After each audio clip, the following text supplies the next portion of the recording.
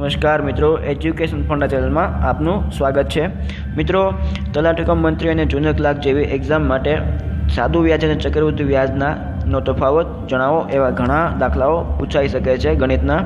મિત્રો, તલાટી કમ મંત્રી અને જુનિયર ક્લાર્કની એક્ઝામમાં ઘણી વખત આવા દાખલાઓ પૂછાઈ પણ ગયા છે। તો મિત્રો, તેની એક શોર્ટ રીત તમને અહીંયા આપવામાં આવે છે। મિત્રો, જો એક વર્ષનો તફાવત હંમેશા 0 જ આવે, એટલે કે તમને દાખલામાં એમ કીધું હોય કે આટલી રકમના આટલા ટકા વ્યાજે એક વર્ષ માટે ચક્રવૃદ્ધિ વ્યાજ અને સાદા વ્યાજ માટેનો તફાવત જણાવો, તો મિત્રો તે હંમેશા 0 જ આવશે। તેમાં કોઈ સંખ્યા એટલે કે તેનું બીજું કોઈ રૂપ નહીં આવે, તે હંમેશા 0 જ આવશે। ત્યારબાદ 2 વર્ષનો તફાવત, એટલે કે જો 2 વર્ષનો તફાવત તમને કીધો હોય તો તમે PR²/100 સૂત્ર મૂકી શકો છો। અને જો તમને 3 વર્ષનો તફાવત કીધો હોય તો તમે PR² 300+R/100 આ બંને સૂત્ર તમે મૂકી શકો છો। મિત્રો, આપણે ખાલી આ 2 સૂત્રો યાદ રાખીને તમે આ દાખલા આરામથી તમે સોલ્વ કરી શકો છો। તો મિત્રો, આપણે તેના ઉદાહરણ લઈએ। 30,000ના 10% લેખે 3 વર્ષ માટે સાદા અને ચક્રવૃદ્ધિ વ્યાજનો તફાવત જણાવો। તો મિત્રો, અહીંયા રકમ આપેલ છે 30,000, તેનો 10% વ્યાજ અને 3 વર્ષ માટે।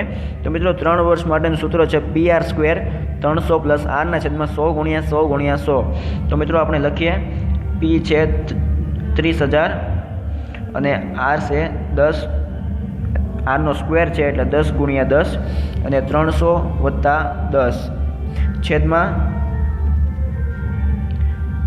100×100 બરાબર। હવે આપણે 2 અને 2 4 એટલે કે 2 મીંડા અને 4 મીંડા, કુલ 4 મીંડો અહીંયાથી એક ઉડાડી નાખીએ, એટલે કે કુલ જવાબ આવે છે 310 રૂપિયા।